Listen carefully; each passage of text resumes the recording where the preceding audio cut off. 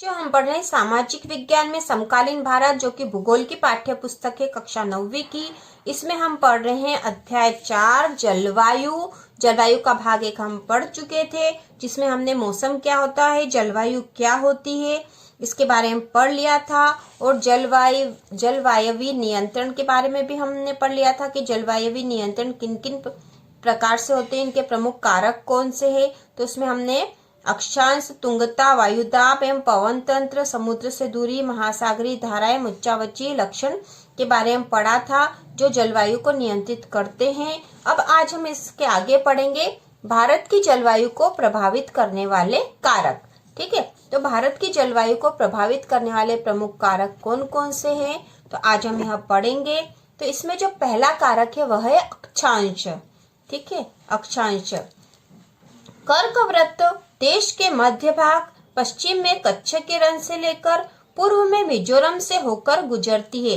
तो कर्कवृत्त है, जो कर्कवृत्त मतलब जो कर्क रेखा है, आपने नक्शे में देखी होगी।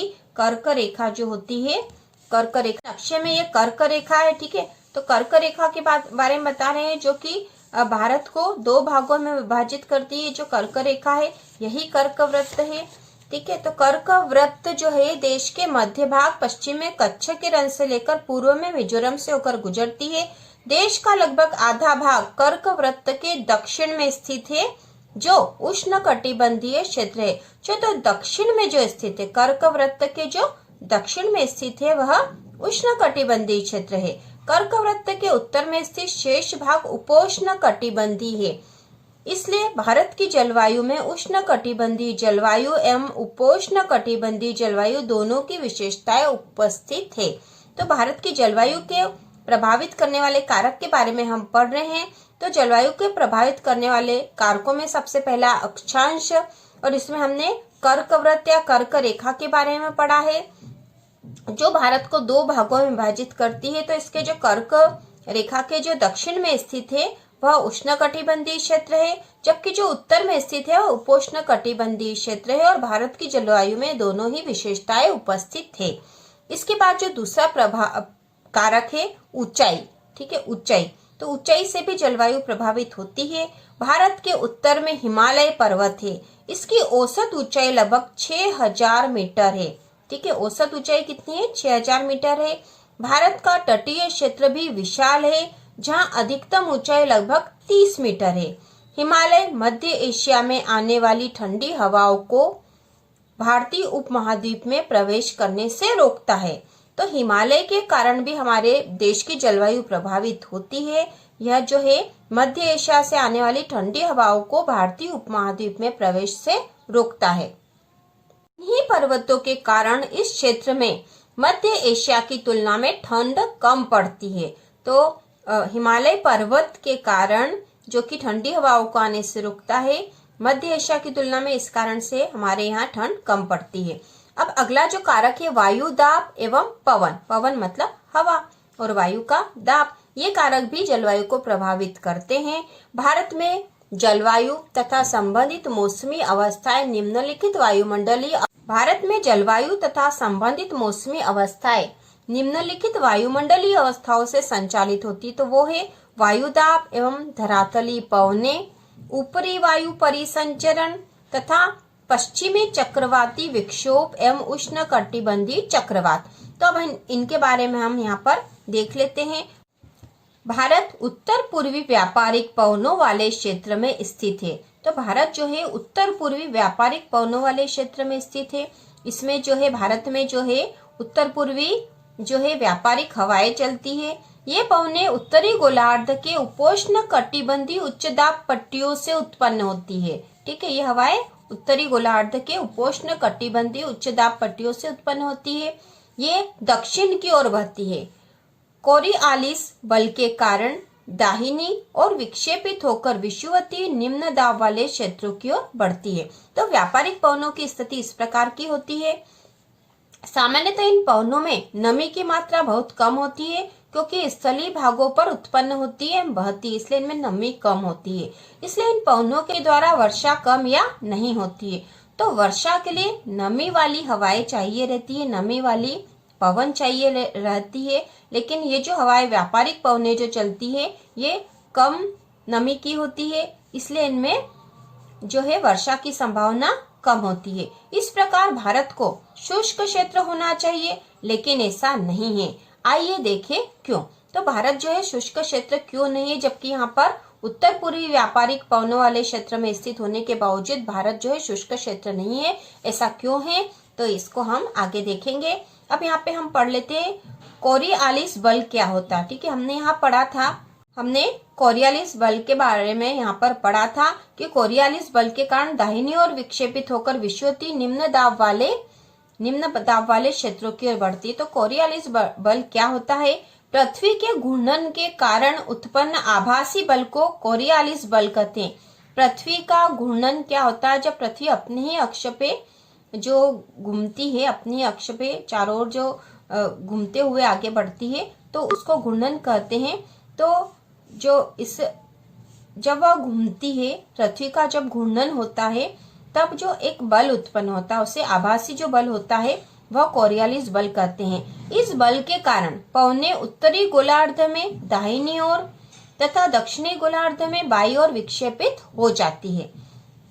इसे फेरेल का नियम भी कहा जाता है। तो बच्चों आपको पता होना चाहिए फेरेल का नियम क्या होता है या कोरियालिस बल क्या होता है। तो कोरियालिस बल जो है पृथ्वी के घूर्णन के कारण उत्पन्न आभासी बल को कोरियालिस बल कहते हैं, और इस बल के कारण पवनें उत्तरी गोलार्ध में दाहिनी तथा दक्षिणी गोलार्ध में बाईं ओर विक्षेपित हो जाती है, और इसे फेरेल का नियम भी कहते हैं। भारत की वायुदाब एवं पवन तंत्र अद्वितीय है।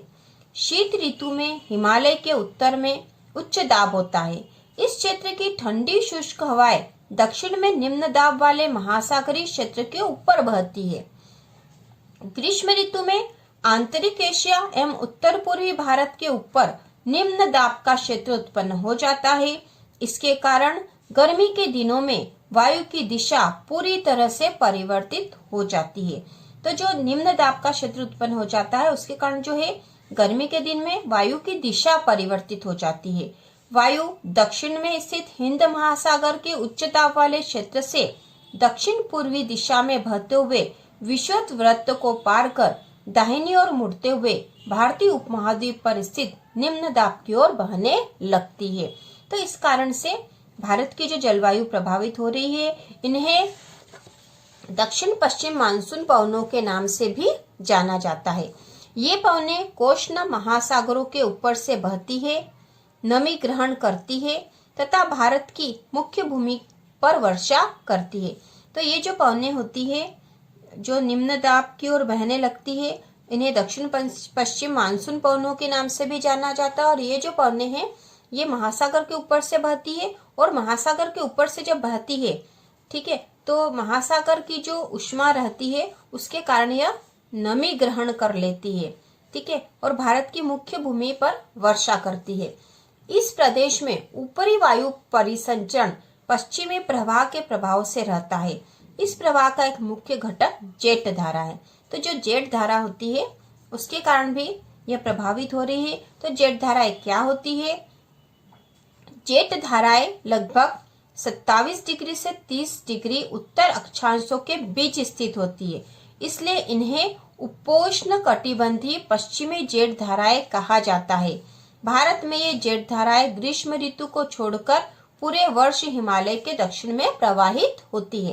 तो बच्चों, जेट धारा जो होती है वह यहाँ पर स्पष्ट लिखा है।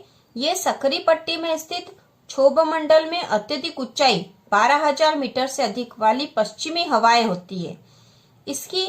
इनकी गति गर्मी में 110 किलोमीटर प्रति घंटा एवं सर्दी में 184 किलोमीटर प्रति घंटा होती है। बहुत सी अलग अलग जेट धाराओं को पहचाना गया है। उनमें सबसे स्थिर मध्य अक्षांशीय एवं उपोष्ण कटिबंधीय जेट धाराएं हैं, ठीक है। तो जो जेट धाराएं हैं ग्रीष्म ऋतु को छोड़कर पूरे वर्ष हिमालय के दक्षिण में प्रवाहित होती है। इस पश्चिमी प्रवाह के द्वारा देश के उत्तर एवं उत्तर पश्चिमी भाग में पश्चिमी चक्रवाती विक्षोभ आते हैं।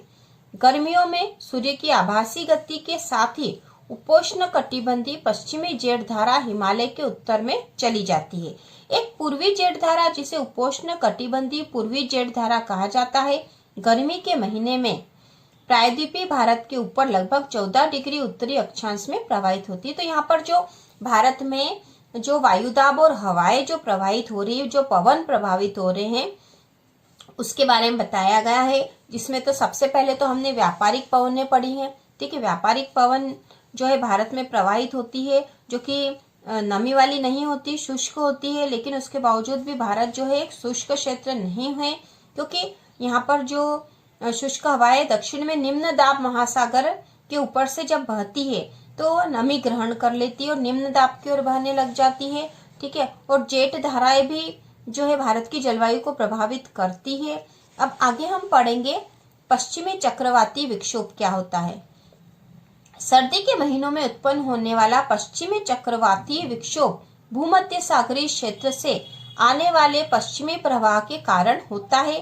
वे प्रायः भारत के उत्तर तथा उत्तर पश्चिमी क्षेत्रों को प्रभावित करते हैं। भारत के उत्तर और उत्तर पश्चिमी क्षेत्र को ही यह पश्चिमी चक्रवाती विक्षोभ प्रभावित करता है।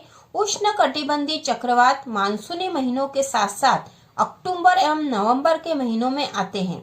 ये पूर्वी प्रवाह के एक भाग होते हैं तथा देश के तटीय क्षेत्रों को प्रभावित करते हैं। तटीय क्षेत्र मतलब जो है समुद्र के किनारे जो स्थित क्षेत्र है उनको।